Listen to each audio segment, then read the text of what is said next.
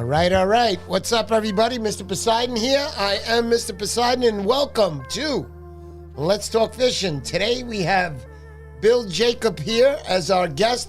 We'll be talking surf gear, such as surf bags and what's inside and what Bill carries inside his surf bag. So what's up, guys? It's been a while. I have to tell everybody one thing. I've been super busy at work. I've just gotten back to work about a week ago. So basically, all that time I was off, I had to be covered. So now that I've gotten back, all the guys got up their dates now, vacation days and so on. So I've been doing a lot of covering, and that's why I haven't been on Instagram or on YouTube, really. And I'm not allowed to go fishing till tomorrow, right, honey? Until tomorrow. Yeah. So I'm getting back slowly. The ankle is healing. Everything is moving along just right. I'm psyched that everybody's here today. Last week, we didn't get to do our giveaway. We had a problem with the comment picker. We're not having that one today. If you look overhead, this is what I'll be giving away. It's the same three from last week. We have RD Customs, 2 plugs here. We have a metal lip, a smaller and a bigger. And then we also have a Lawson Lures plug here also. I just want to tell Scott Lawson, I hope you're feeling better, buddy. I know you got hurt. If you need my old pirate peg leg there, I got it ready for you. Anyhow, I'd like to say hello to some people. Bronx Surfcaster, Oski, James Flynn, my mom, how you doing? Tom Hood, Danny D. Morales, how you doing? Brian, what's up? The cutting board is absolutely fabulous. That's all I got to say. Striper Hunter, Staten Island Striper, Night Shift Fishing, Joe Pinto. What's up, buddy? All right, so I want to get started. Let me see. Wait, we got a few more people here. My wife just lifted it up. We got Michael Mushhorn. Where's your glasses, Mr. P? Yeah, I'm right here. And I don't have them on. I got them on now, I was though. trying to see where... Outcast Laws, how you doing, buddy? What's going on? John M. Mike Patrick. Parrick. I always get it right. Sunsets, how are you? Tom Hood. Edwin Rivera. Surfcasting Chris. What's going on? So, basically, like I just told you guys, I've been really busy with work. But other than that, we are ready to start the show. I'm going to introduce you to our guest today, Bill Jakob, all the way from Long Island. Let's say hello to Mr. Bill Jakob. Hey. How you doing? How you doing, Bill? Good, Yeah. good. Long ride up. It's still dark when I come up here, though. Yeah, right. Better. It's still It's dark. so light, but nice it's of you to dark. come up. It's a fun Nice. drive all the time. Yeah. It's a good thing. It's a beautiful thing to be driving at night. I like driving at night, Bill. I don't know about you. No, I don't. And I like it only because that's when I'm going fishing at night. So I'm walking. I'm in a good swimming. Yeah, there you go. A little Got my different. rock in the ocean. Yeah, there you go. That's right. Don't go next to Bill's rock. I'm just letting you guys know right now. You might not think Bill is there, but he's there and he's watching. Anyhow, Bill, what's been going on? How's everything? Nothing, not much. Just waiting for waiting for fishing season to come through. I've been doing a little bit of freshwater fishing, Right. but the weather's not cooperating right now. I saw a few weeks ago you went out with Bill Wetzel. You guys went arrow hunting. Arrowhead hunting, yeah. Yeah. So it's amazing how many guys that I found out that do arrowhead hunting that are big bass fishermen. Tommy from Saltwater Surfcasters Journal. Jeez, Okay, yeah. Tommy from Surfcasters Journal does it. Just a lot of guys. Just a lot of guys. Wetzel and- Moran Sexatilis. Yeah. He's So, a major. It's the hunt, Yeah, it is the hunt. It is the hunt, without a doubt. So, Bill, I want to ask you, but you had to cancel your show this year. Yeah. Not canceled, just moved to another date. You want to tell everybody a little bit about that and why? Yeah, well, we pushed it off. It was for February, and this past February, yesterday, there were 4 shows within, in the New York metropolitan area and in New Jersey. So to compete with one another, it didn't make sense. You can only stretch vendors so many places. Van Correct. Stoll can't be at 4 shows or 5 shows. So we wanted to be able to offer everybody, all the great manufacturers at the show. So we moved it off to November 18th. It's funny how it fell on another 18th, but Right. on November 18th, 2023. at the Huntington Hilton, so it should be a really good time. I figured all the dealers will want to get rid of this stuff for the end of the year. Everybody lost all their plugs, broke their rods, need line, reels are shot, and it's a great time to find a deal. And you're doing it before Christmas, so nobody knows in the house. That's absolutely that's a fact. But I got to tell you, Bill, that when you told me the first time that it was being moved to November, I actually liked that. You guys are pretty much going to be the first show on duty that year, and like you just mentioned, a lot of the dealers will be wanting to get rid of their stuff. Plus, Christmas is around the corner, and that really helps the situation out. If anybody out there wants to get a table at your venue, what do they have to do, Bill? Well, I mean, you can get a table now, but I wouldn't suggest giving us your money for that long a time period. Come September, just before the Fisherman has their show at the same venue, I would suggest starting booking a table. We have some specials coming out that we'll announce for table pricing for plug manufacturers. And we just got to see how many people get on board. And I'm trying to do something completely different as far as seminars. It's usually the same old people. Hopefully we'll have some of the same old people. But I'm going to have some different off-the-cuff presentation. We were thinking about doing it like a Johnny Carson show or Up-to-Date Conan or one of those guys. With that, guests sit down in a chair. They're more comfortable, and they can tell stories and then get queued up from the audience for questions. Absolutely. No doubt about that. Also, Bill, I want to ask you, so you mentioned that you like to go freshwater fishing. I guess it's in the wintertime, right? It's off of my saltwater fishing. I mean, sometimes I'll do it in June. Right. It's just whenever the fishing's not, hitting, right. Yeah, it gives you something else to do. You get out there and you go do some other type of fishing, which you're pretty much guaranteed to catch a fish at that time of the year. Myself, you asked me earlier if I do freshwater fishing. It's very minimal. Like I mentioned to you last year, I went up to Salmon River, which is Pulaski up there. Great time with the guys. We caught a few fish last year. If you've never tried freshwater fishing, I would definitely recommend that to anybody out there. Sometimes those largemouth bass can hit like a 30-pound straight bass, and you can trust that.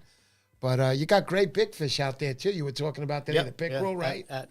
I catch pickerel. We catch some good-sized pickerel. One of the guys, Surfcaster 11, I think is Al's little tag there. He's been getting pickerel. He's getting bigger pickerel than me. Yeah. But that's it. It's a diversion. Yeah, it is. Sitting in the house. And, I used to make plugs, which we'll talk about some of the stuff later. So I don't do that anymore.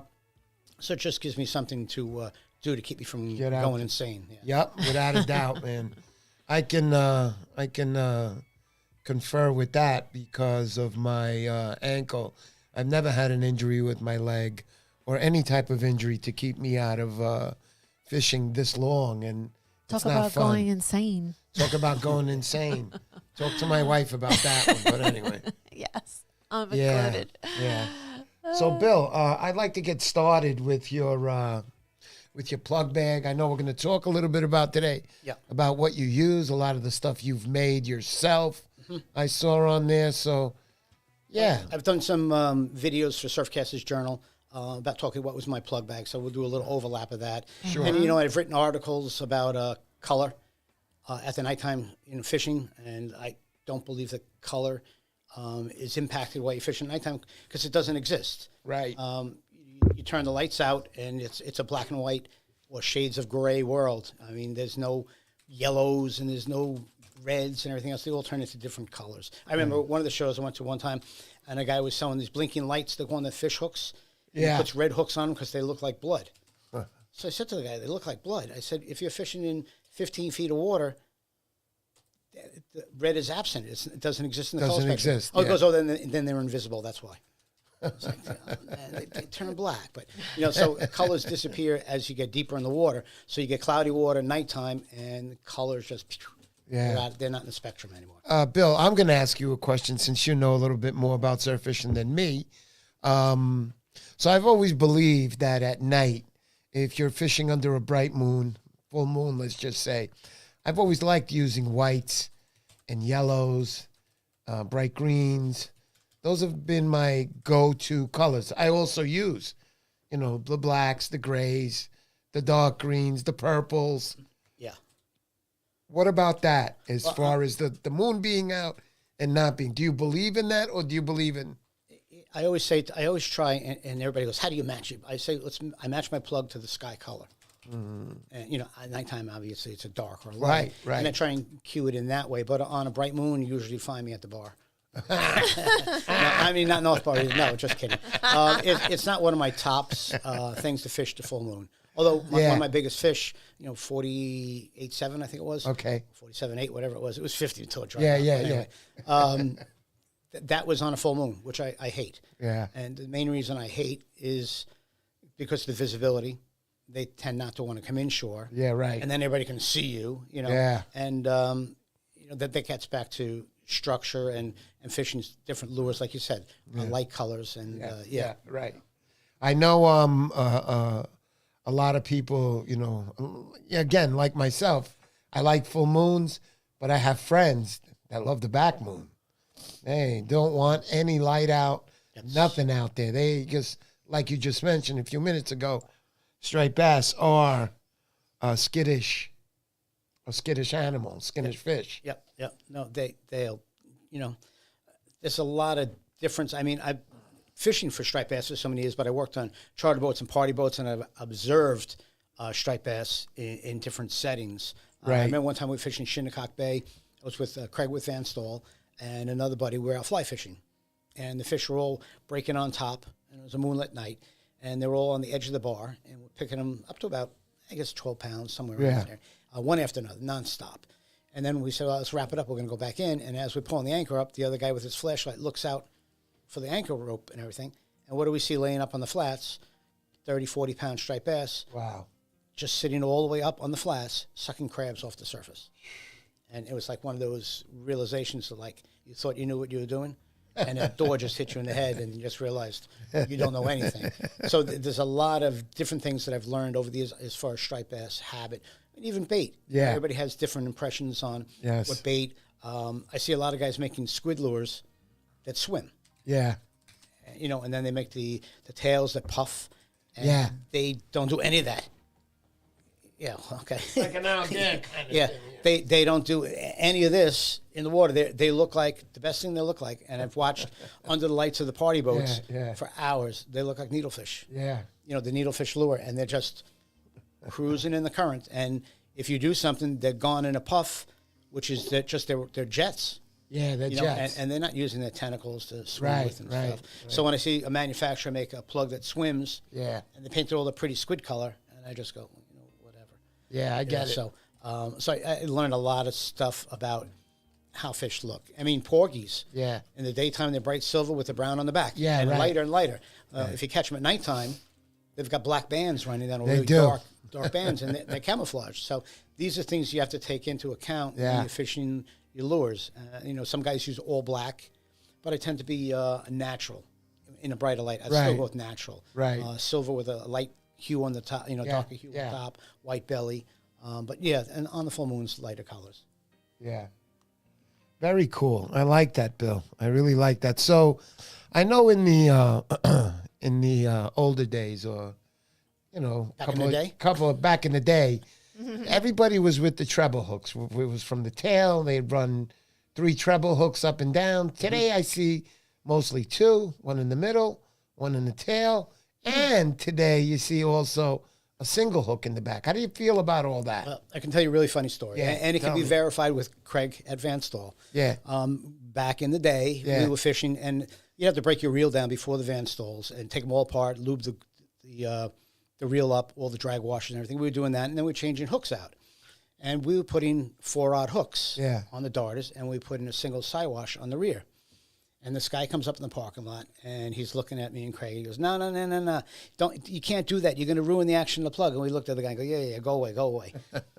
So, we didn't pay any attention to it. And I think it was like the following week or maybe 2 weeks later, the same gentleman comes up to us, and he goes, I tried that out, and you guys are right. That works. It changes the action of the plug. It goes down a little bit deeper. We go, yeah. He goes, no, my name's Don Musso. I make those. And we were like, oh, my God, I can't believe we just told him to go away. But, so going back, and a lot of people like to take credit for stuff.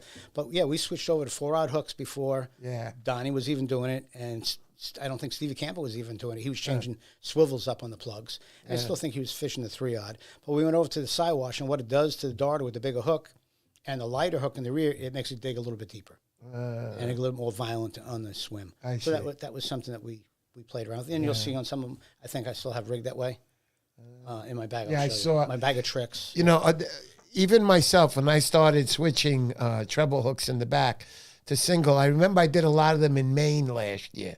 It was in the daytime. I wasn't catching fish. I was up high, so I was able to see the lures, and I started changing them right there because I wanted to see how they swam. Yeah. I didn't really see a difference. I got all of them to pretty much swim good or whatever, however the plug swims.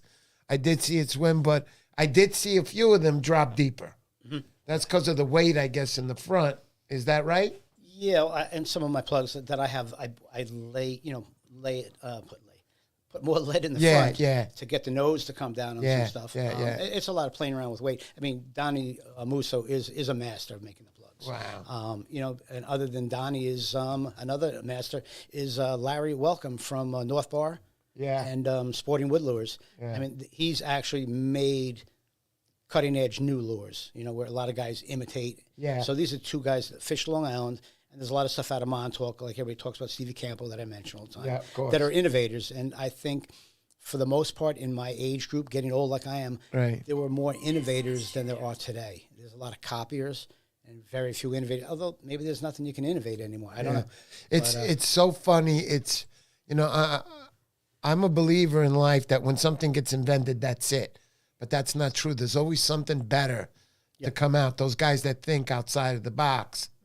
A guy like Orlando in California. Yes. He comes out of the box with some nice ideas. It's tough, I guess, to figure out. I'm always tinkering with things. Right. With different boots constantly. Nobody makes a boot that fits 100% what I'm doing. I mean, I use corkers. Sure.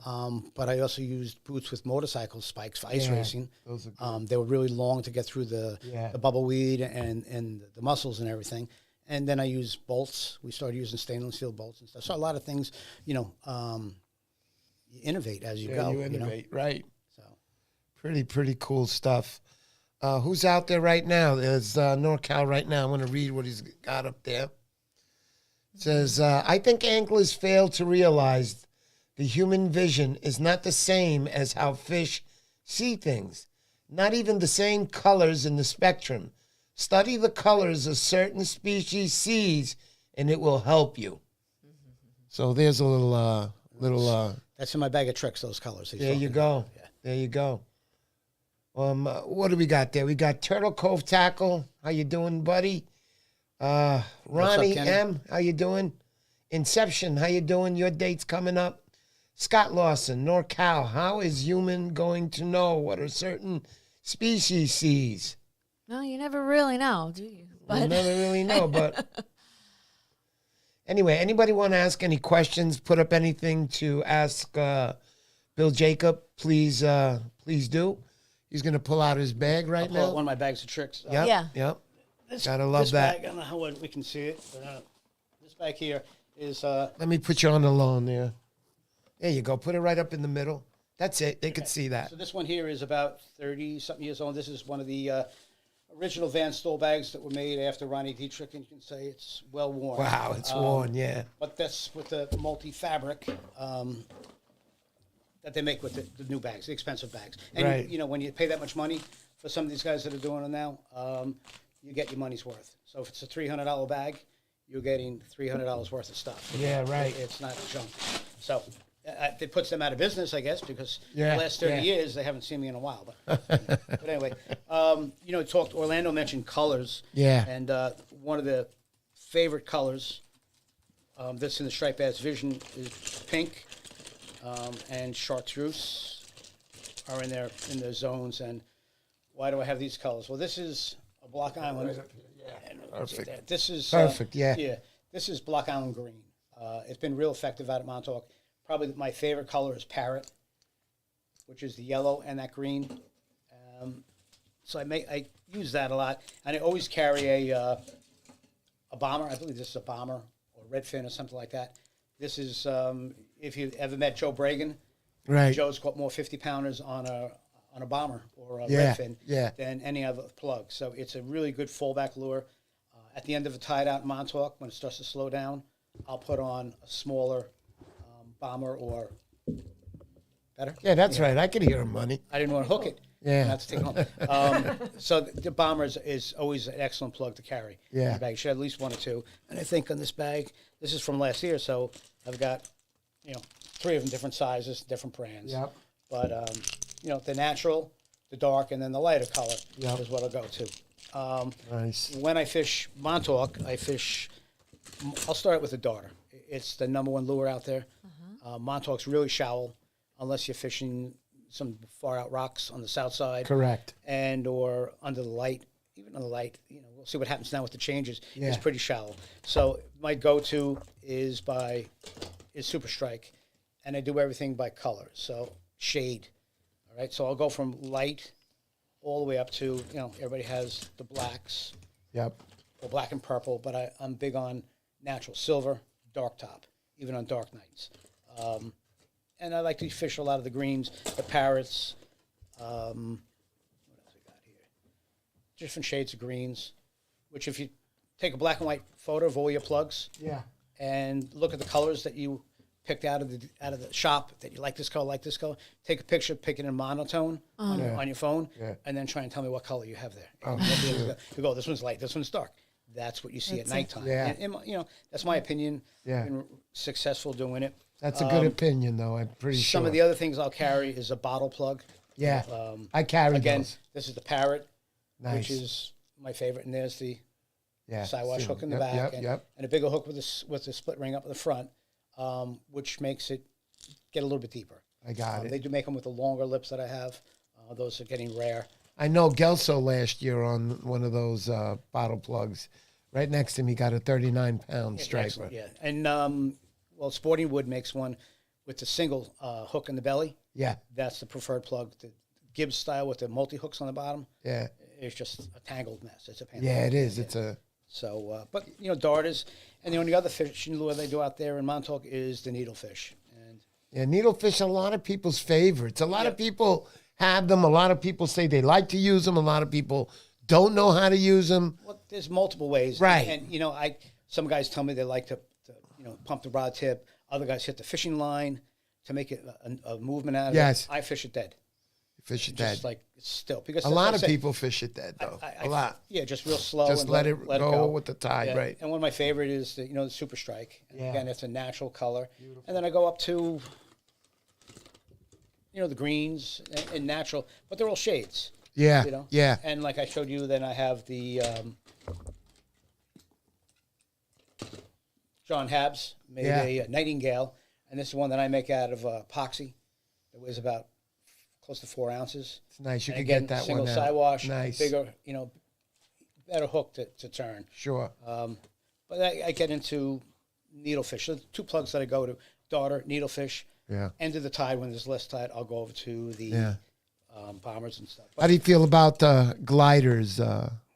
Not really a glider Don't guy. fish them. I have the rattle muscular Okay. that we started years ago, but Yeah. we fished that.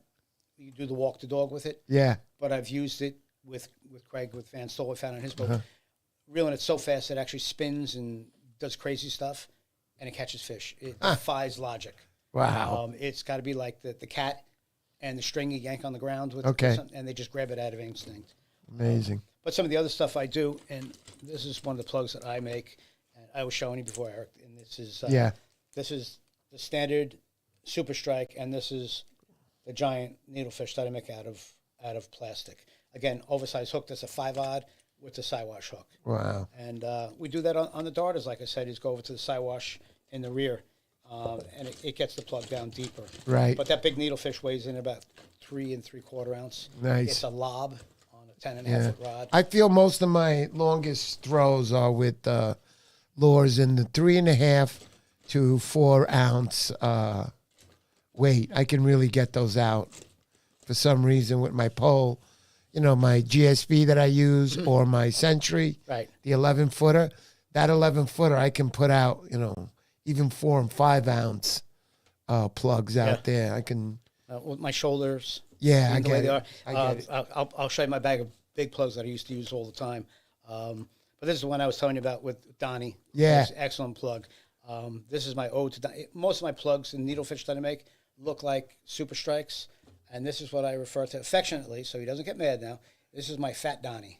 So if you took Donnie's needlefish and fed it a lot of food, it would come up, and that's what that would. Again, in the Block Island green. Nice. But those green colors are in the spectrum of striped bass, along with the pinks. Yeah. Yeah. And the bright pink colors. So, but that's in my my standard bag, and everybody says, "Oh, you use bucktails?" Of course, you use bucktails. Yeah, we all But carry under the bucktails, lighthouse man. and everything there, 1.5 ounce There you normal go. wind. There you go. You can go all the way up to 3.5 ounces. I did Depending on some of the currents there. and If the wind. cur- I fished with 50 knot winds one night. Yeah. That was actually pushing us off our feet. Yeah. And I was using 3.5 ounce and catching. I believe it, yeah. 4-pound fish.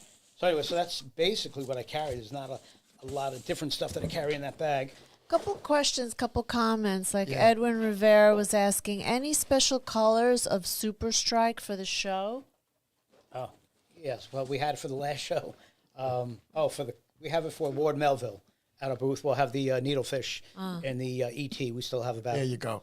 I think Okay. 90, no, 50 and 90 of them left. Yeah, there you go. But it's in combo with the shirt. You got to buy the shirt because we're not a tackle dealer. Yep. But yeah, MSA will have those. And then for the show in November, Yeah. I don't know. That's a secret. Oh, okay. But, Edwin with the question. So I have another. Let's see, Turtle Cove tackle. What do you think about a casting egg so you can toss a fly on spinning gear? Great in our side back bays. Ask Bill. I've never used it. Never? Never used it. No, I always use rubber baits. Yeah. You know, I just wrote a story in the Surfcasters Journal. I kind of got mad because they changed the title. So They got mad? cover your ears. The article was supposed to got rubbers, but he fit. It was, I guess, So I'll have to talk to Jerry about why he took my title and changed it. But anyway, for the back baits, I like to use the self-floating or keel-weighted rubber baits. Right. But then I go over to my big plugs that I used to throw. And this This is a nice bag. I saw this earlier. yeah, this was Kadir had made this. I think it was a prototype. I got 2 of them. I don't know if he markets this one. It's a 4-row, but I use this because the tubes are taller for some of my big plugs. I'm talking big plugs. Yeah. I'm along the same ideas that GRS Gary's using. I used to make wooden plugs until I sold the lathe. I didn't think I was going to do it anymore, but hindsight's 20/20. With all my free time now, I'd probably spin in wood. But I make some big lures. This is The size of that, guys. sporting wood darter that Larry Welcome made for me. It weighs about 4 ounces. But we were doing a thing with just big plugs to try and catch big fish. And ironically, some of the smallest fish I caught are on big plugs. So, you know, can't go there. Then another thing I love, metal lips. Now, metal lips I only use on the south side when I get out on a rock. Yeah, you get out there pretty Metal deep. lips, some guys have great luck with it. Yeah. I've had so-so to marginal luck. Mediocre, gotcha. I've had more fish hit 20 feet away from me, 25 feet away from me, and just literally scare you, and you miss the hit. So I make this is similar to like Gary from GRS makes. It weighs in about close to 4 ounces. A lot of guys don't know how to tune their plugs. They bend the lip, which is a no-no. Yeah. You know, even plug manufacturers use different lips. I forget what lip I was using on this one. It might have been for an Atom 40, but that's what I went with. But it's all in the eye. Yeah, the eye is bend where, it, bend right. it up, it goes down. Bend it down, it goes up. Yeah. But anyway, this I made this to look like a blackfish. Yeah. And the idea with this was when it hits, Don't worry about it. Don't worry about it. I'm destroying the place. When it hits a rock, I'd stop reeling and let it float up, and then proceed, to reel it. So it looks like a fish just swimming up and above the rock. Gotcha. And it's been effective on the south side. Very cool. More the needlefish, and then Mike's lures. He makes some pretty good sized darters. That's a nice starter. makes a nice quality plug. But Beautiful. I don't know if he's making them anymore. Huh. That was good. And then the swimming plugs, like I said, the big. Another thing that I use that a lot of guys ask me is the paddle tail. Yeah. And I think I have it on both. No, that one doesn't have it. I have it on another one. Anyway, the paddle tail, I make my plugs swim violently. Right. They have a lot of roll and a lot of splash. So they're on the surface, going side to side, wagging the tail, and pretty violent to attract. Okay. There's another one here. There's another one, yeah. Blurple. I know Gremlin Lures uses a lot of those on his... You can actually see it when you're reeling it. Yeah. You can see the blade flipping around on the surface. So it's been effective. But that's what I basically use at Montauk. I have a Castmaster I carry for fishing at nighttime. Hopkins with a tube on it. But that's pretty much it. I have an article coming out. Don't know where. Most likely Surfcasters Journal on gear for fishing at Montauk. Waders. Sure. The right, different type of waders, wetsuits, belts, Nice. gadgets, plug bags. Very important for people who want to start off. Yep. And even for people who don't want to start off, who don't really know too much, it's always nice. Yeah, well, that's why I'm trying to give an idea of Yeah. what, if you carry what I have, you're going to catch fish. Yeah, absolutely. Are they going to be big? Who knows? I don't know. That's luck. Yeah, right. Yeah. Mario Gandini asking, does Bill use poppers at night? If so, how does he work the plug? I do use the Musso floating popper Yeah. at nighttime occasionally. I just usually fish what I have. It's been more effective. Okay. You can only carry so much in a bag unless you have the super big bag, which I had at one time, but it's ridiculous. When you swim into a rock and you get up out of the water, you're picking up 2 gallons of water instead of a gallon no of water doubt. in your back. Yeah. So I try and fish the different shades, and I'll switch to a different needlefish if I'm not picking on a darter. Gotcha. Except Montauk, you've got 8 feet of water. Yeah. And most 10 feet is what mostly you're hitting. So you cover the surface with the darter, the bottom with the needlefish. If you're not picking on either, chances are you're not going to get the fish. Bill, Montauk has always been predominantly a low base of water, meaning low. It's not deep areas. There are certain areas that you could probably get to that are deeper than others, but most of the south side is... South side's deeper in some, when you get on the outer rocks. Okay, there you go. But then you want to fish the points anyhow, which is the shore which the fish come up and feed on, out of the deeper water. They like to have deep water to come in because it's safer to traverse inwards. Sure. And they go up and, rooting around the rocks looking for things to eat. Right now we have a lot of bunker, so that's why we're not seeing any fish on the beach because the restaurant's swimming by. So why stop and pick up little snacks of, crabs and lobster when you have the main courses swimming by? So, but back when there wasn't a lot of bunker inshore, they would come up and feed on bagals, blackfish, lobster, and then the bait fish they found, porgies and whatnot. Right. And that's why you caught more fish inshore. Yeah. Things changed, consistently changing. Yeah, and you mentioned you have Billy, the Greek. Yeah, yeah. He wrote a book, and he was catching fish, and everybody said he's a liar, he's making it up, and he was out fishing, hook and drop, back in the 70s when nobody else was doing it. Yeah, right. So the fish were offshore, inshore was dead, they were just deserted. Wow. We thought it was over. So things change. So we just gotta. Hopefully they'll change again and start coming around our way. In Montauk again would be nice. I hope so. That I always say go back to basics. Yeah. If you're not experimenting on new things, Sure. go back to basics and catch some fish and get your confidence back, and then go back again. Montauk, I don't know. Were you out there, Bill, when they had that one rockin' weekend? No. Oh, you weren't. Yeah. No, you can't be everywhere. Shoot, man. And then when I'm catching, people aren't catching fish. Right. So there's always somebody catching fish somewhere. Sure. I know you mentioned to me that you go out to, North Bar, and you guys will walk the bank there to get out, right? Well, there's a couple spots. Yeah, and I don't want to get anybody I'm killed only either. bringing it up because I'm a person who's terrified of sharks. Yeah. And I asked you about that. I said, "Are they there?"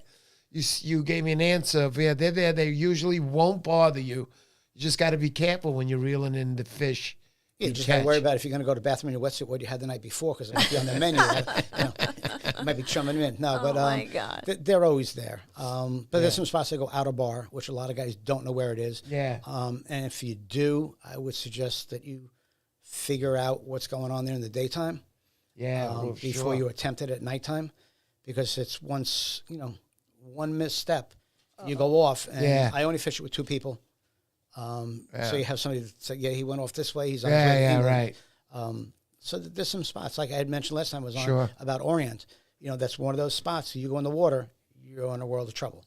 So as a novice, I wouldn't do it, which brings up something I'm working on. We have a safety film coming up we're doing for waders. Oh, okay. So let's figure a touch on that. That's going to be coming up. Yeah, that sounds good. I can always get more information on waders. Very, very important. I also carry one of the, what are they called again?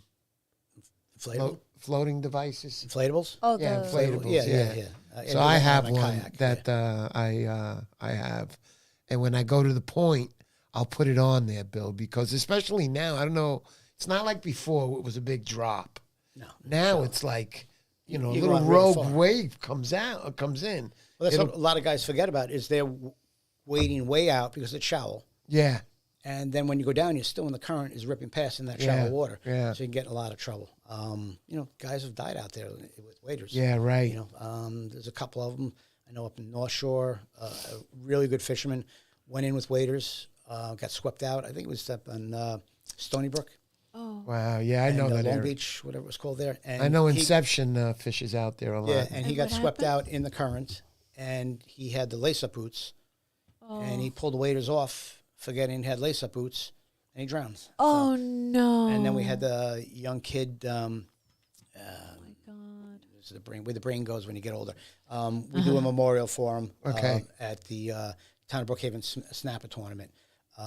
He went off the jetties at Mauritius waders, no belt, filled up with water, and was gone. And then 2 really good fishermen that I know, Steve Benet, who's down in Florida now, slipped off the Shinnecock jetty, and John Paduano, Captain Paduano, that the guys know, happened to be walking by and saw somebody in the water, put his hand in and pulled up his best friend. Oh, Wow. So that's like really strange, but same thing. And he was wearing waders with a belt and a rain top. So waders are, a dangerous thing, which is why when I fish Montauk, you use a wetsuit. Yeah. And I'll do a little more risky things with a Sure, wetsuit. sure. But you can get in trouble with that too. So Yeah. Oh, And I guess in all situations, no matter what equipment you're using, you should be familiar with it and know your bounds. yeah, you can. I've gotten cocky. Yeah.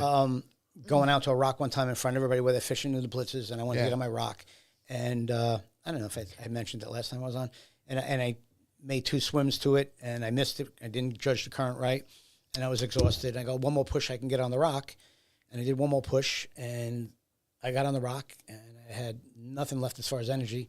Wave knocked me off, and I had a 3 mil suit on, and you sink. Oh, man. I remember going into the water, and I was saying to myself, Bill, if you weren't so, experienced at doing this stuff, right about now, you'd be drowning. And I said, I had time to get up, and I went up on the surface and floated on my back and came in. Yeah, that's it. But a lot of guys panic, and once panic hits, That's it's it, over, brother. yeah. So you got to be careful and know if you're going out to Montauk, get to know it. You don't have to go there and bang, bang, bang, go home and tell everybody I caught 40 fish. Spend a tide out there looking, another tide fishing, during the daytime through sunset and get your bearings and know which way the current's going. Yeah, without a doubt. So, and then all the stuff that I showed you on the fishing lures will start to pan out. You'll know, oh, geez, look at this. The current goes on the outgoing from the left to the right. Yeah. Which means if I fish here, I'll be hitting the bar there. Yeah. And going back, one of the biggest fish that I had that I weighed in the contest was the 48 and change. There were 30 people fishing North Bar, false bar. Yeah, okay. All right. Bright moon, which I hate. Yeah. Everybody can see everybody. And it was knowing that bottom contour. And I dive a lot of it and look where I knew where the depression was on the bar about 2 feet lower than where it comes up. And I knew exactly where it was. And boom, I pulled out the 48 out of 30 guys fishing, catching 28-inch fish. Whoa. The next day, I think Mary Ellen Kane went out there. It was in the tournament, my fish, banged a 30. Yeah. And I think 2 days after that, a 40 came out of the spot. Huh. All in that one little spot where the little dip was. Yeah. So it's no, take your time and learn the spots. Yeah, you got to learn. So walk in your waders in the daytime. And when you step in a hole and you go, oh, geez, it's deep here. Yeah. Mentally Remember note that. that. Or if you trip over a rock, remember. Yeah. That's where the Charlie, rock the Wolf of Rhode Island, that's what he pushes for all the time, is no matter what area you're fishing in, know your area first. Know it. Yeah. 100%. Fish it all the time. And like you just said, get to know all the contours, all the dips. Yeah, I'd rather be in the water with the wetsuit, walking from one spot to the next, Yeah. or waiting or whatever, and I can feel the bottom, know where the drop-offs are, and learn. Now with sharks, if you're doing that in August, I don't know. Yeah, if right. Learn in August in a wetsuit. But I'm not learning anything in August after you put it that way, but I have a question from RJQ Brian. What's Bill's take on what's happening right now with the windmill sonar blasting that's affecting the fishery? well, I don't know what's up with it, but we got to answer why we have such huge whale kill. What's going on with that? There's got to be a reason behind it. And when the windmill company goes and gets a take from the federal government, permission for a take, which is a kill, and they list 4,700 dolphin per year on the take, something's not right. Yeah, right. So that's my impression on that. As far as the Montauk Surfcasters Alliance, we're against it. Yeah. You have clean energy as opposed to killing thousands and thousands of marine mammals. Yeah, right. We got to I look get into it. So. Yeah. Totally get that, man. Who's saying here? Danny was wanting an update on your Piermont Yeah, so, okay. challenge. So the really quick. Piermont Challenge, really quick. It's happening April 29th, right, honey? Yeah. Yeah, April 29th. It's a one-day challenge. You show up. It's going to be $40 a guy or a man or a woman. And we're going to have prizes set up. There'll probably be cash prizes, some good gear prizes, and obviously food we'll be serving down there. And it's for the day. You guys should show up, and all proceeds are going to be donated to the Piermont Police Department, which is what is it? The PSA? PAL is a police athletic league. Athletic League. So it's a good time. Last year we had our first. Rick Hernandez won last year. I think he had a 33.5-inch fish. He won a Van Stoll VR reel. It's a great time, guys. Come on down. April 29th. It'll be a one-day challenge. It'll be $40 a man. I'll let you guys know as the date gets closer what the prizes stand, so this way you guys know, and make it more of a fun time for you to catch that bigger fish. Any more questions coming in, honey? No, that's it. We have some nice. If anybody wants to call comments. in, please feel free to call in. My wife will put up that number, right, honey? Sure. And you can call in and you can actually speak direct to Bill Jakob and ask him anything you want. Just don't ask him how he makes those $20 bills on the tree outside his front yard. That's private. It fell off. They all fall. They all fall off, right? Yeah. But I got the belt. Want to go through that? Yeah, let's go through the bell. Love it. Like I said, most of the stuff's going to be in an article that's coming out soon that I'm writing. Here, honey, you want my phone? Yeah. Grab it. Grab it right here, sweetheart. Thank you. Now we're going to get to see it. Yeah, they'll be able to see it. This is kind of the Perfect. stuff that I use. This is, of course, I've been with Van Stoll doing their pro team now for, since 1990. It's a long time. I'm waiting for the pension to come in, but I haven't seen Those it. are the Turtle Cove product. This is Turtle Cove. This Yeah. is Yeah. somebody special made that for me. They're not in business of doing it. But I have here is a gear up belt, and I use their harness system. Get tangled up here, which is why we need one of the things on here. But this is a gear up belt with the. That's good. The harness shoulder system is good which because takes a lot of weight off. absolutely, Yeah, I clip my bag absolutely, on the back. On the back of my bag, there's a little rope hanging down. yeah, I clip my bag on here to take the weight yeah. alternating off That's my from Rock Hopper Products. Do Right. I have that also? rock hopper. Yeah. And then I carry it's the Boga grip, which I carry now, which I never used to carry because now as everything's catch and release. Right. So, and then it's the Turtle Cove Yes. Boga hold I love. Yeah. And then I carry, a knife for filleting fish. in the middle of the nighttime, those fish jump out of the water. Yeah, I yeah. always carry a good dive net. But it's good for if you get tangled up in braided line. Sure. It's Just a lot easier to cut yourself out. instant. But I like the shoulder harnesses and stuff. But Yeah, I the don't shoulder put harness too is much good. stuff on my belt as far as Batman equipment. But there's a lot of Right, stuff you right. can put on. We used to carry. I see a lot of guys carrying tons of stuff. They love their belts. They're It's They're but set. It weighs. It weighs, on yeah, you. it And when you get in does. the water and you get out again, it's heavy. Yeah. So I pretty much keep 3 things: my boga, my pliers, and I keep that clip on if I want to clip anything else on and no that I knife. have. No And I do have a knife on there also. Yes, I do. You're right. Yep. Okay, I'll take care of that right now, sweetheart. And I just want to set everybody up here. Hold on, darling. Ooh. Okay, there you go. Okay, so we have Bruce is on. Bruce, what's up, buddy? Is he on? Yep. Bruce, what are you doing calling here, man? Can everybody Jacob's hear on Bruce? there, man. I always got to pick his brain. I'm so glad he came back on. I got to give you a phone call. I owe you a phone call. No problem. Whenever you got time, I know you're a busy man. Your club's much bigger than mine. I don't know how the hell you do it. A lot of work, a lot of thinking of stuff. My mind never stops Absolutely. turning, So So go ahead, Bruce. Ask Bill whatever you want, buddy. Bill, when you're fishing those the bigger darters and like the fat Donnie needle and stuff, you using them like in a real strong current, like the outgoing at Shinnecock, or just like a north bar, like a regular sweep, or are they specialized for certain currents? well, pretty much everything's designed for me for Montauk, for False Bar, North Bar, Outer Bar, Jones Reef, and then some of the spots on the south side you have a really good rip depending on the moon. If fishing, Right. you're fishing the dark moon, you've got a tide rip, and that's my favorite.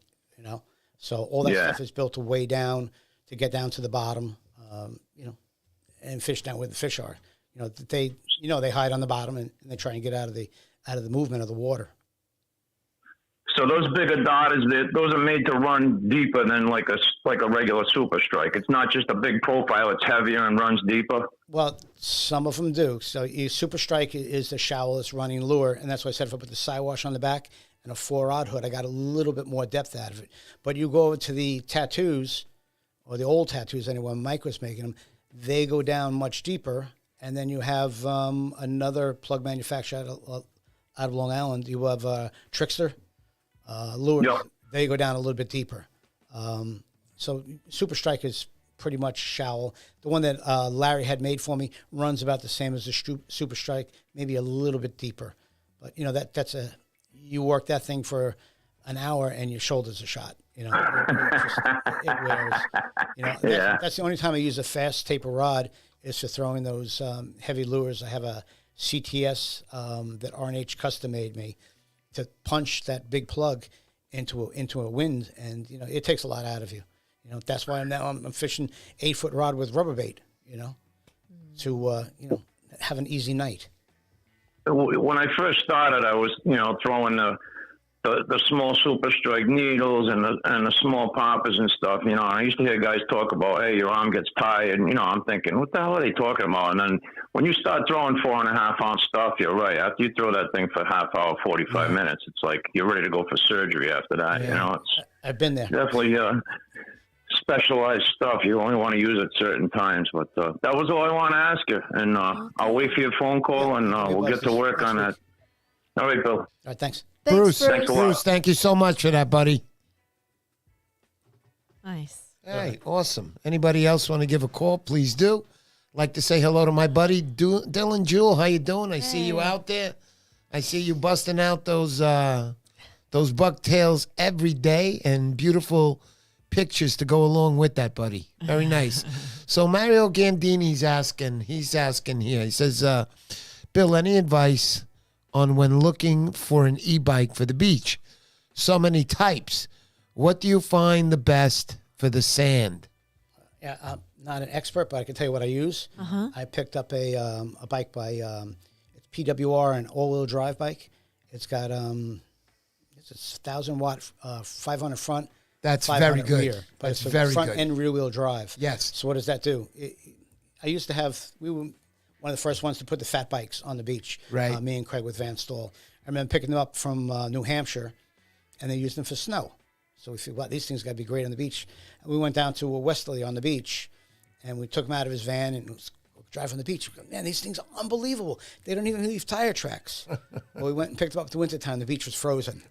So, but then we found out later on that if you don't have full control on the front steering and you turn your wheels sideways, you're going to go end over on the bikes. And especially on an e-bike, you're moving faster. Yeah. You turn that wheel sideways just for an instant, catch a little berm from somebody else's tire, a truck or something like that. Or even rocks on the beach. Yeah, and you'll go end over. So that's why I was saying, well, I need something like a four-wheel drive that's got a front pull and back pull. Exactly. And I think there's 2 brands out on the market that have it. One had a rear suspension, and the other one was a hardtail suspension. Right. So I have a PWR all-wheel drive. So I like it. I like it. I want to add in my 2 cents into that. So basically, when I was shopping for an e-bike, Mario, that was the number one most important thing. We're not just driving them on paved roads. We're going to be on the beach. And yes, again, dual wheels, both having power from each is what you want. It's like having an all-wheel drive vehicle, just the same. A lot of control, stability, and also I'm going to let you know, a lot of these bikes, a lot of guys bring them down. They use them by the water, salt water, and salt water eats at everything. They do sell a substance, some type of oil where you could spray it on the bike. Yeah. But, again, it's going to require, that stuff, guys, is maintenance. So when you're shooting oil on, it's not over. You're putting it on, then you're coming home. You got to rinse it down, dry the bike off. It requires maintenance to keep that rust away. I don't know if they have anything that's rust proof right now, but I'm going to tell you again, most important things are to have that dual power, both wheels having power, and to protect that metal on the bike by that spray oil, whatever it's called. I do not know. One thing I want to add on the e-bikes. Yeah. I'm on the Montauk Surf Cats Association, is on the Riverhead Town Beach Committee. Okay. And we've already had a member on the beach committee complain about the bikes on the beach. Guys going full speed, 30 miles an hour. Nobody's pedaling.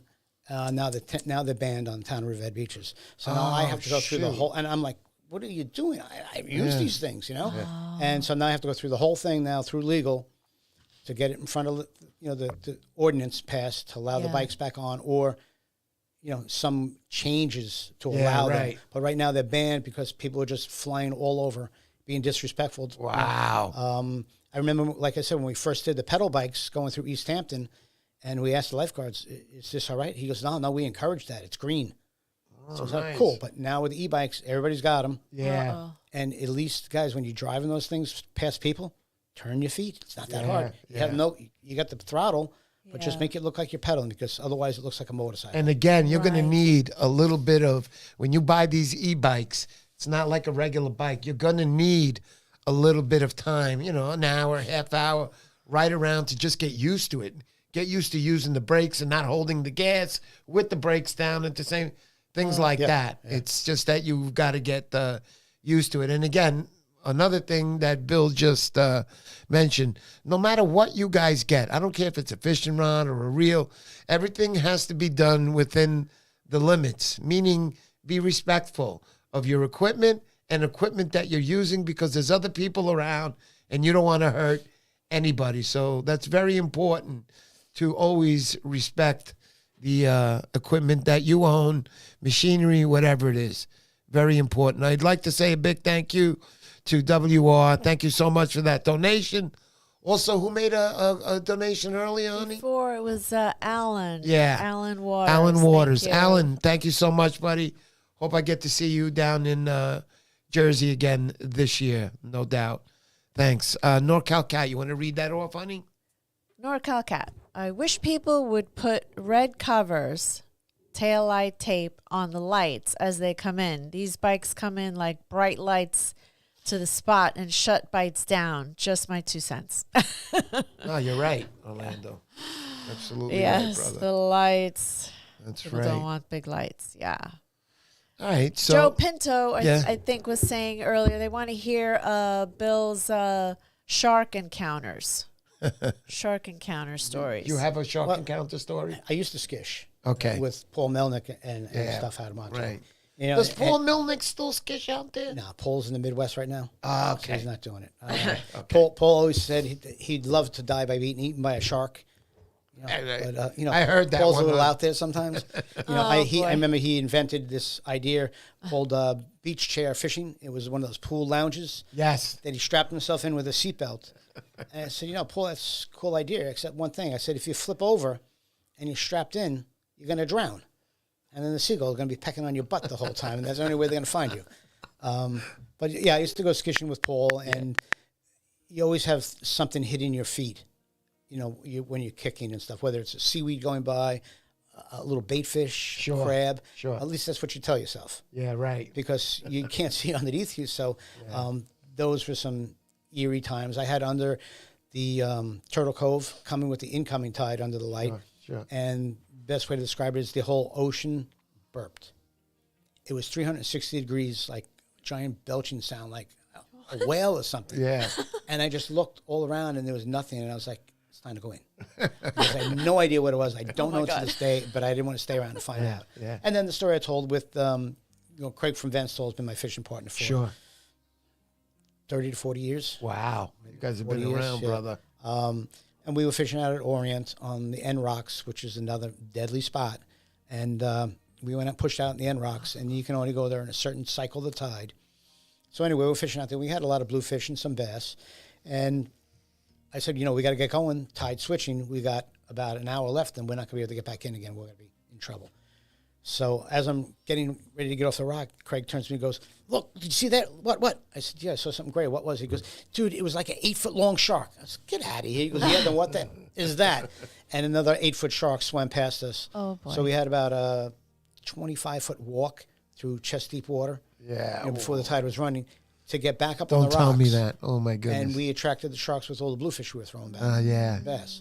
So that was my closest encounter with the shark. But Brandon Sausley that I fished with in the tournament, and Nick Bocchino have come back with, and a lot of other guys with half bass, Yeah. you know, chopped in half. But that's when they were reeling them in. So come August is not the greatest time, I would say, to be In that wetsuiting. water. You know, Gotcha. it's like get on the rock and get out of the water and get off the rock and out of the water. Is that when the great whites are coming around for their... No, they're earlier in the year. Oh, they're earlier. Yeah, but you have the, you know, with all the bunker again, you have the brown sharks, the sand tigers. Yeah, they were loaded. You know, then you have the spinners coming up from down south or in the area. But most around the beach are sand tigers. And, you know, there were bites. You know, I always said the best if you want to go catching shark is get a lifeguard and put a hook in them. Because they have 3 of them were bit. So, you know. But, Awesome. so August is tough. For September, you know, fishing down in Turtle Cove when they had the bay anchovies come in. Guys were saying, oh, tuna. Those were makos and threshers ripping through that. So they came in short. But they don't tend to scavenge like the sand tigers or brown sharks and stuff. So Pretty cool stuff, man. I like that. People were saying they love, back to the harness, they love the harness. That harness system is amazing. Comments. Yeah, how can they get that again if they wanted the harness? That's through Gear Up. Okay, so Gear Addis Up. with Gear Up. Yeah, he makes that product. It was good because I put it in, you know, I wear a dry suit also. I have 2 dry suits, 3 wetsuits, you know, waders and everything. But I like it in my my dry suit, especially the Gore-Tex one, because it kind of pushes the air out of it. Yeah, right. So it holds me a little bit, not so much baggy clothes. Yeah. But yeah, he makes a good product. Takes the weight off of your, when you adjust it, it's enough that holds your belt up. But then when stuff gets wet, it goes back on your belts. It just transfers it back and forth. Makes it more comfortable off your back. Yeah. No doubt. You It's got good. it spread the weight. Like you said, you got Yeah. your shoulders And it's got a and clip your in the hips. front across the chest to keep even the shoulders from coming Nice, off. But nice. there's a lot of neat products. I have on my one plug bag, I have the shoulder harness from Rockhopper. And it's got a little, I don't know if you saw, it's got a little curve to it. Yeah. So it takes it out of your neck. I see. which is great because when you're casting, Yeah. getting I that get cutting into your neck all the time is aggravating. So there's a lot of different things, Sure. Like I said, everybody improvises and tinkers with things Yeah. and comes up with different ideas. So. Surf casting Chris asking, what thickness wetsuit does Bill wear throughout the year? I have a 5 mil wetsuit that I'll use spring through fall. I have a dry suit that I wear in spring. Yeah. Depending on what I'm doing. If Right, it's super right, cold, right. and I'm going to be in deep water, like out of bar, Yes. then I'll wear my dry suit because it's warmer. And in the summertime, I have a 3 mil. The problem with the 3 mil, which I tell you about when I was you sink a little bit. you don't float. The 5 mil with a Farmer John top and the overalls, you float chest high out of the water. You can't drown. Wow. Although I did save the CEO of Arm & Hammer, Oh, did you? who was out fishing with his son off of Weakfish Rock where they were trying to find it, but they were a lot further out. And they had 3 mil suits, and he was drowning. Shoot. So I pulled him in. Wow. That's another story Crazy. where I was like, I am in the money. I just saved the guy that owns Arm & Hammer. What's it going to be minimum? $10,000, $20,000? I'm loaded. This is great. So they said, why don't you meet us at Shagwan? Yeah. We're going to have dinner there. So I said, okay, I'm going to go to Shagwan. I'm going to get the money. Yes. Yeah. So I go to Shagwan, and I come walking in, and there's my friend Craig, and he's with Brewster and his dad. Yeah. And I walked up, and he'd say, hey, what are you drinking? I said, a Bud. He answered me, Bud. He goes, thanks for saving my life. There you go. Which is That why was your he's a reward. multimillionaire, and I'm not. So, he saves his pennies, but yeah. So, Oh, shoot. Oh, No doubt. wow. but yeah, that's just what I learned with the wetsuit. I had the 5 mil wetsuit on. They Yeah, had 3, yeah. and I guess he weighed about 200 and change, Yeah. and I weighed 160. Sure. And I used to be a lifeguard, and I never saved anybody. I was a pool lifeguard because it was easier. But when I was bringing him in, I learned one thing about ballast. When you put the bigger load on top of the little load, I was now the keel of the boat, and he was how I couldn't breathe. So I had to keep coming up to get air because he shoot. pushed me on the water. Yeah. But yeah, so wetsuits go with something like a 5 mil. That'll get you through late spring into late fall pretty comfortably. Yeah. And gives you the flotation. Yeah, that's important. That's definitely important. I'm one of those guys that I won't take chances at night, man. I won't go out on that jetty at night. No. Unless it's nice weather. If it's nice weather, I'll go out there. Yeah. I'll go out there in a little bit of rougher weather in the daytime, but at night it's just another. Most of the time I'm alone at night, Bill. Mm-hmm. Well, that's And how I when fish, you're though. and when you're alone, I'll go in ankle deep in North Bar and I'll start getting chills Yeah. because it's Yeah. like, I'm exaggerating when I say that, but when I'm alone fishing at North Bar at night, and I'm watching all you guys just hanging out, having a party over there. You guys aren't even fishing. Because like you said, it's in the middle of August. Yeah. Nothing's going on. Well, I remember one time Yeah. it was super foggy. Yeah. I'm not kidding. You could barely see your hand in front of you. Wow. That's how foggy it was on the south side. And I was coming back up from down King's Caswells, walking the beach. Yeah. And it was spooky. You couldn't hear a thing. It was, dense fog. Sure. And I'm so comfortable in the water, I actually jumped into the water and swam back rather than walk down the beach. Huh. So that's my comfortability in the water. I spent so much time in the water. Yeah, You could yeah. push me over, give me a wetsuit and a pair of fins, and push me over 2 miles out, and then I'll get back to the beach. No problem. That's what I realized on the last show I had you on. That's when I said, this guy loves the water. When you were telling me the stories on North Bar, yeah, it's the bar out Yeah, there. the bar, I was yeah. like, holy smokes. That's why I said you got to learn the area. Yeah, you guys have to. That jump in and do things are the guys that disappear. Orient Point is another example. The best fishermen have gone off. Larry from North Bar Lures, he went off and lost his Van Stol, his rod. The Van Stol showed up later in the year. A guy found it and has a serial number on it. Okay. So he went, and Larry got his reel back. He still got it. It's got no finish on it, and it still would work. So you got to be really cautious in what you're doing.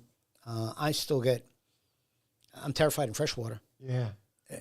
because I don't know what's underneath. Yeah, right. So right. where I know the ocean and the bays and everything else, I'm just comfortable. Yeah, you're comfortable, And that's the problem when guys get lack of comfort. Like you said, if you're not comfortable and you're worried about it, as soon as you fall in, you're going to panic. Panic, that's it. That's the problem. Yeah. Oh boy. Wow.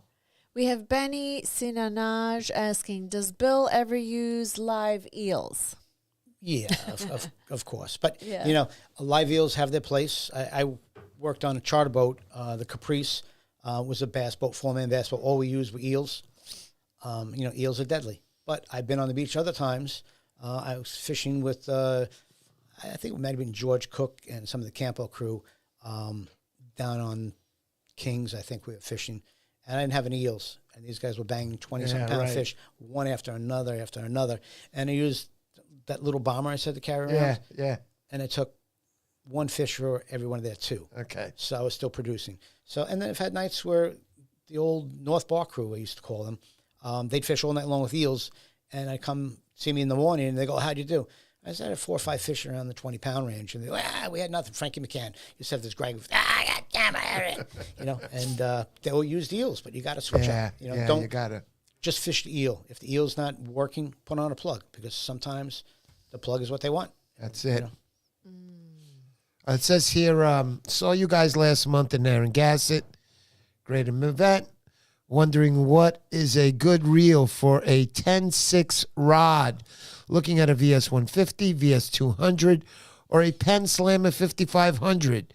Any thoughts? Thanks, and a good season 2023. So he's asking basically, Churchward is saying he's got a rod, 10-6. He's thinking of what to put on there, VS150, 200, or a Penn Slammer 5500. What do you say, Bill? VR 200 or the VSX 250. There you go. Because you get the larger spool size. And if you go down to the small, you've got a bigger gear, but you have a smaller, rotor size. It's going to limit your cast and your line capacity. So right. It's also we got here Dylan Jewell. He says, Guppy taught me about Otter Bar. I've done very well out there. Shh. There you go, Dylan. All right, Dylan, let's do it. You got to do it with 2 people, though. Anthony. Yeah, go ahead. Read it, honey. Hey, Bill, when are we going to organize a coup to take ditch planes back from the surfers? There you go. Got to share beaches. Hey, I fish at nighttime. I don't see too many guys surfing at night, so it doesn't really affect me in any way. Most of the time I see the surfers, interacting violently or negatively with fishermen is during the daytime blitzes. Yeah, that's it. And there's a lot of beach.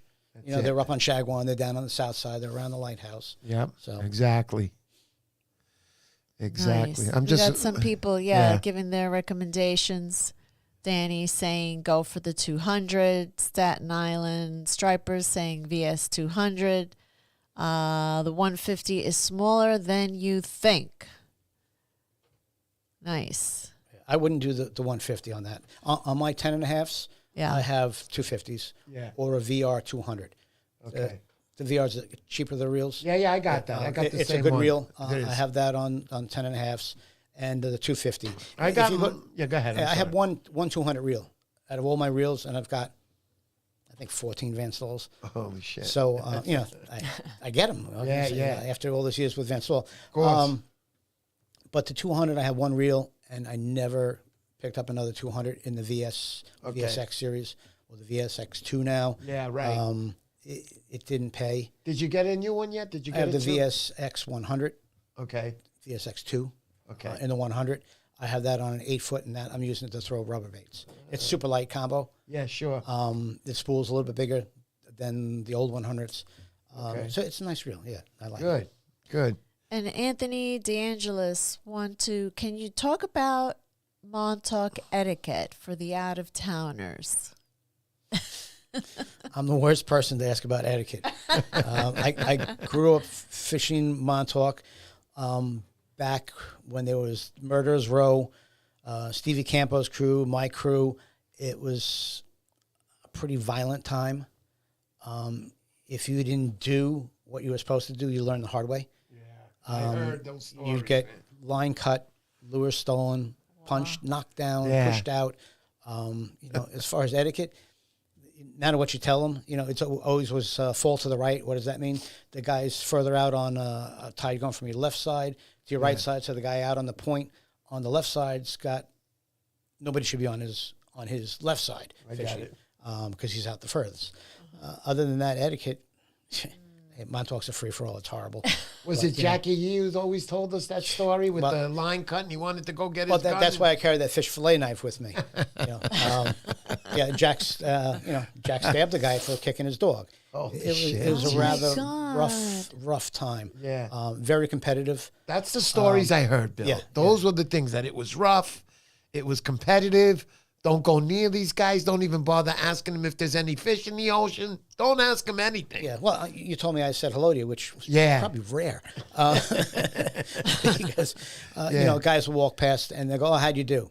And my attitude is, why would I tell you? Yeah, right. I never so- asked anybody that I didn't know down there. Yeah. Never did I go up to someone and go, hey, you're Jackie. How the fishing going today? No, I never did that. No. So, I used to get people when I'm coming off the beach in the morning. Yeah.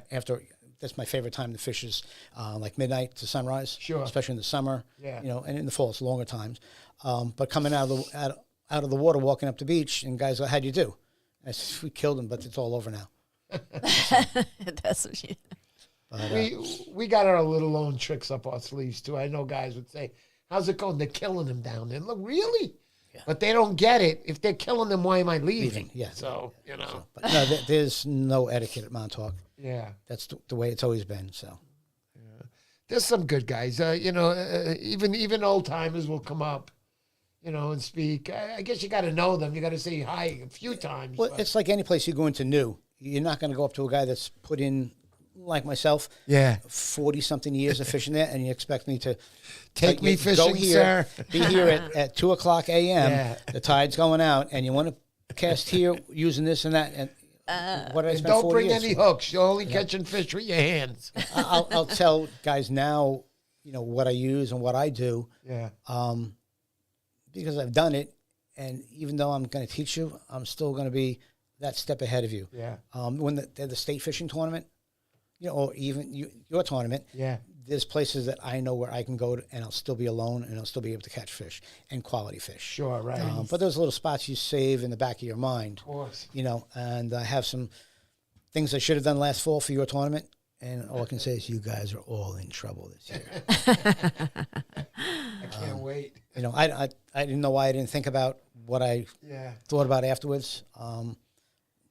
You learn, and everything's a learning curve, Yeah. And even I'm still learning. So Absolutely. Yeah. When are you going to be having your tournament this year? Do you have any dates? I know you guys are usually in the first 2 weeks of October, right? The Corkers Club. the Corkers Cup, And that's an inter club. and Yeah, we that's just the sponsored Interclub. that. Yeah, And then you have the Striper Cup going on. What's it called, that one? well, that's That's the Corker Cup, that we one? have the Corkers Cup, right, Okay. which is the inter club. So if you guys are in a club and you want to get in, we've you don't have to be in the state fishing tournament to get in the Corkers Cup. We talk with Corkers on that, and that's open to any fishing club.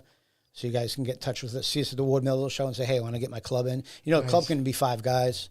We'll classify you as a club if you want to compete in that contest. When So is it's that good. contest? In October. I don't have the date right now. It's chosen what Still we a did little now. early, you're right. Well, the club is already said they have it at Montauk, which is High Hill Striper Club. Won the tournament. Right. They're picking the location. They're picking the date. All right, so that's their. I don't know. Okay. I don't even. Yeah, I forgot what they picked. So I'll announce it. And it's going to be at Montauk. And the way we're doing it now is that the winning club gets to pick the tournament. The losing club, we have a banquet dinner, and the losing club comes and presents the trophy to the winning club. Very cool. And so they get, I think it was like $1,500 dinner last time That's for the nice. clubs. And other clubs are invited to come along. Nice. So it's a good time, Yeah, it is a It's good almost time. as good as your All these your things are things. good, It's man. good to have Oh, come out, Absolutely. into club guys meeting other guys from clubs and best. stuff. It's good, yeah. It's the best, Bill. It really is.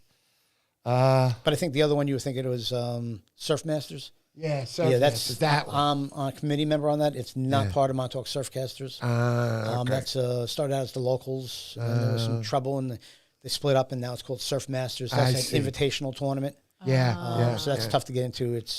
I know Bill Wetzel also has his tournament, right? Yeah, Bill's got his tournament. Yeah, which is multi-state. Yeah, his is multi-state. Makes His it is even very more of a big. challenge. Yeah, Big challenge there. I know last year, Moran Sexatilis had won that event with Bill Wetzel.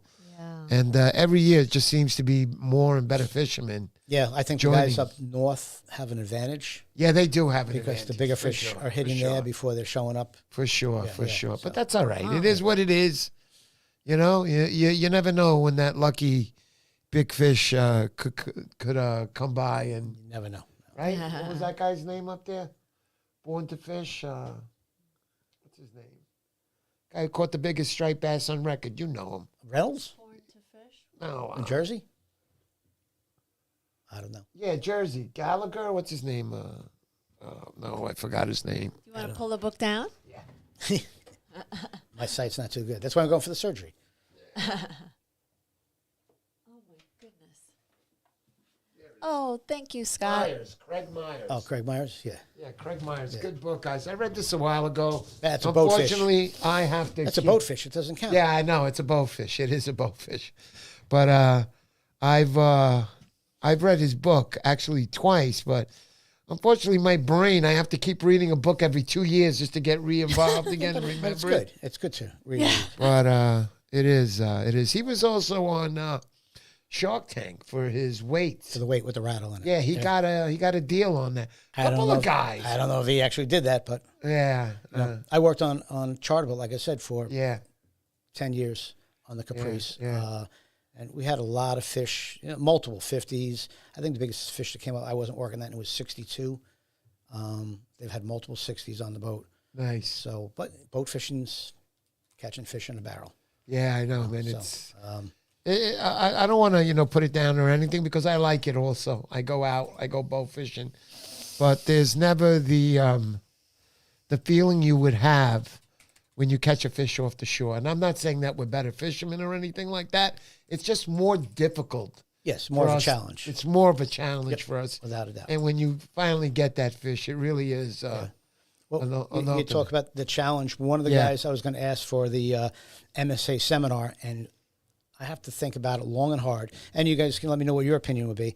I was going to get one of the baymen that we worked on the Truck Beach with Okay. to give it a seminar on why he picks certain beaches and what he looks for as a commercial, why he sets a net in the area. But I'm worried about all you guys going up and lynching him on the stage or something.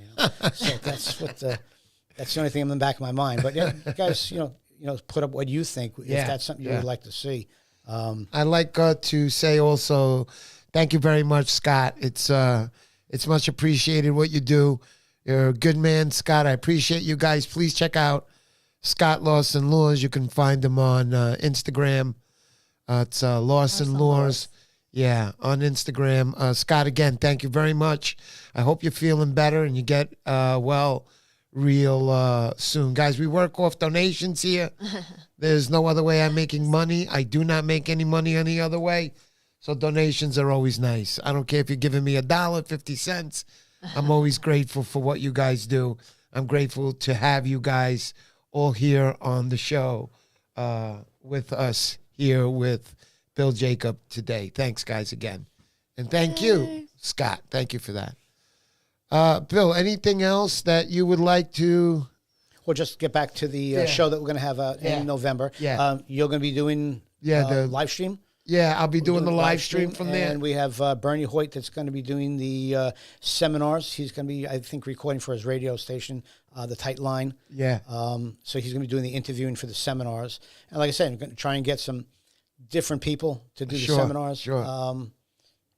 And hopefully it'll be a real good show. Yeah, it is going to be a real good show. And I want to put in my input into this, coming from a guy on the outside.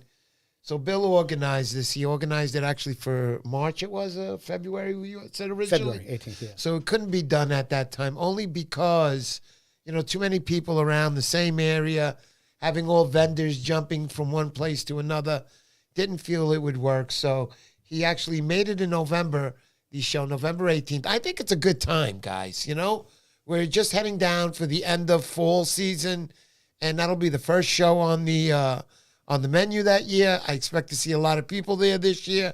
And obviously, Montauk Surfcasters Association has a great show. I attended last year's show, which was a packed house. And you guys also had seminars there last year. I remember Bill Wetzel had done a nice little seminar there. But again, a lot of these shows that you guys are going to attend, in November 18th. The seminars are very important. You get a lot of information there, important information. You know, it's something that we love, surf fishing. So I'm pretty sure that the seminars are going to be good stuff. They always are. We're working on you're bringing some technology. The biggest problem with getting new guys is they're terrified. Yeah, right. To It's get up hard. in front of It's not easy. no. It's not I mean, easy. when I was doing it, or anytime I get in front of a group of guys, I can't just stand there. I have to sit on the arm of a chair. I don't know what it is. Yeah. That's my comfort spot. Yeah. So a lot of guys just freeze up. We have a great fisherman, Brandon Sussely, that was doing a he's seminar, and the mic went dead, and I was like, we lost the sound, and Brandon was frozen. So I had to jump out and start talking to him, which gave me the idea of getting Bernie to do like I said, a Johnny Carson type thing, or Conan, or who else? The new guys. He'll be on the show next week, Brandon. Brandon Cole. Yeah, Brandon's He'll be here. super hard fisherman. I taught him everything he knows. Just tell him. Yeah. Just saying. He is. He's a good fisherman. I heard nothing but great things about him. He puts talk about the grind. He grinds it till it's gone. Yeah. So he puts the hours in. Definitely a guy that fishes. I saw him at the show. He was out there. Yeah, Had he's to say hello excellent to him. fisherman. Yeah, without a doubt. Yeah, if I catch him on my rock once in a while, it's a problem. And he knows what rock it is if he's listening. Brandon. Yeah, so he'll be on the show next week, guys. We're going to have another awesome show on Montauk. Brandon doing his fishing out there, what he likes to do as far as his techniques, what plugs, what lures, what he likes to use. We'll talk about that more next week. That's just upcoming on next week's show. Joe Pinto, thank you for that donation, buddy. Jack. That's real nice. And also WR, thank you so much. You guys are dynamite for that. I appreciate you. Bill, anything else you want to Cover. I think we covered a lot, but Yeah, we did cover a lot. Showed all your bag of tricks. Yeah. He doesn't show all his bag of tricks, trust me. That's a good amount of stuff That's he what had makes there. us- That's There's what not a makes lot, him a you know. good Somebody fisherman. was saying that bag must weigh 100 pounds. they're heavy. Yeah. Yeah, they weigh, of course. But, if you got bags with plugs in there, yeah. But remember, the guy who's got the most plugs and can go out fishing, and your plug's got a good chance of being in that bag if you need that plug that you're going to be fishing with that night or that day. So you never have a worry. So those things about big bags and how much they weigh, I don't care. If I'm catching fish, put more weight on that bag. I have no problem with that. All right. Yeah, So if anybody wants to pick up this fine bling that we have tell or 'em. gear, you can go up to montauksurfcasters.org and hit up the store, the Alliance store, and we've got all the shows. Or you can come up and that's the back of the shirt, guys, right there. you got the swimmer shirt, and then I've got the little you can't see it, Here we go, right there. the needlefish shirt. But we have the Super Strike shirts. We have the still have the Coast to Coast. We're finishing those up so we get that donation out. Right. With the Coast to Coast Catch and Release shirt, which is really cool shirts. Yeah, they are. They are. We got a whole bunch of stuff, the glasses and whatnot. But, every dollar helps sport access for fishing. Here's some Never-ending more good fight. stuff. Yeah, that's Bill our bought us. Thanks for the teas, Thanks Bill. for the t-shirt. that's our Montauk quaint drinking town, with the fishing problem. Sure. Pretty fun stuff, guys. So that's always a good shirt you can give to people that don't necessarily fish. Girls love men that drink. Is that what the shirt says? No, it doesn't say that. I'm kidding. Oh, boy. But anyway, other than that, Nice. So maybe we want to do the giveaway now. yep. All right, guys. So once again, the giveaway we got. All right, so we got two lures from SD Customs, RD Customs, excuse me. And we have one with a treble and a single hook in the back. Same thing here, a little bigger. My guess is, I think this one is, let me check. It's a 1.6 ounce, and the other one's got to be about 2.5 ounce. And then we have a Scott Lawson lure glider. Beautiful stuff. Those are the three that are going to be given away today to one lucky winner. On, go ahead. Just rip it. Okay, here we go. And it is like last time from the video that we had Bill Wetzel on. So here we go. James Ferguson. James Ferguson, you out James there, buddy? Ferguson. Is he here, though? You got to be here. You got to be here to win these guys. James Ferguson. He was here on last week's show. But we'll give him a 10-second countdown. That's 10, 9. Come on. Let's go, James. 7, 6. How about it? 5, 4. How about it there? James. 3, James. 2. How about it, James? Last call, James. Last call. 1. All right, let's spin it again, hun. Oh, boy, James. Let's spin it Okay, again. here we go. And, hold on. I hate when it does this. Okay, here we go. Here we go. Start, and here we go. And the winner is Connor McGahey. Connor McGahey, you That there? name, Connor. Connor, are you out there? How about it, Connor? We're going to have to do these quick now if a lot of people. Yeah. Come on, Do a Connor. quick All right, countdown. quick countdown. 10, 9. I see WR there. It says A. Is that Connor? No, that's not Connor. It has to be the actual name. Okay. Connor. Here we go. And 8, 7, 6, 5, 4. Come on, Connor. 3, 2, and 1. All right, let's do it again. Next. Oh, boy. Asking me to do this again here.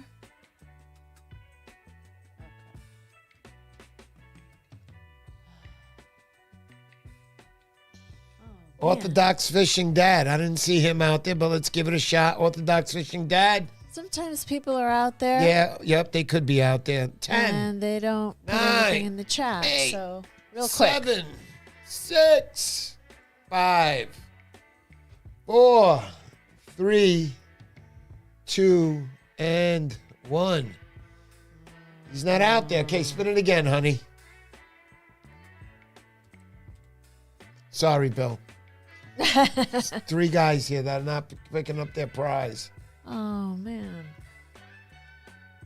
All right, we got Makeup Sunsets. I know she won a few weeks ago, but she can win again if she's out there. And we'll send you that. And the reel is going out tomorrow. So just to let you know, I was going to let you know. But if you're out there, Sunsets, come on out and say hi. Here we go. 10, 9, Oh, man. 8. I know Parrick's like, get on that computer. All right, hon, you win. We'll send you out Oh, there that she is. that stuff with the Together reel with the reel. Nice. tomorrow. Congratulations on that. Makeup and sunsets. Makeup Sunsets. Yep. Thank you so much, guys, for coming to the show tonight. Guys, thank you for coming to the show every week. It always means a lot to me. We're all surf fishermen. I am very proud to say I'm a surf fisherman and to be surf fisherman among the sides of you guys, too. Thank you so much. Thanks, everybody out there. Night Shift Fishing, what's up, buddy? Thanks all. Bill, you want to Thank say you, guys. anything to anybody? Thank you for having me on again, and it's a pleasure Well, as always. We'll have you on again real soon, Bill, for sure. Thanks for coming in, Bill. Thank you, guys. Thanks, everybody. Talk to you soon. See you next Sunday. You got, who's on again? Who's on? I just said his name. I'm Brandon Brandon. Saucely. Brandon Saucely. Next Sunday, guys. See you then. Thanks, everybody.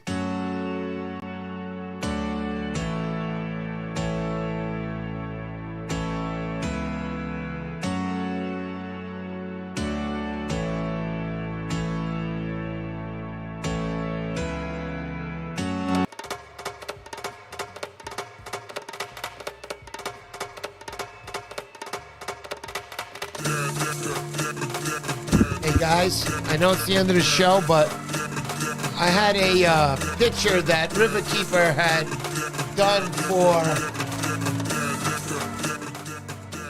He had done for Bill Jakob a couple of weeks back. It wasn't ready. It ready is now, and we're gonna be handing that over to Bill. Here you go, Bill. It's a picture of Bill fishing on North Bar.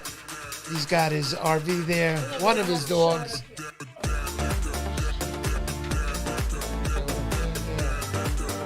Right in front. is, guys, right there. Beautiful stuff. Guys, thanks again. And let's go, let's go.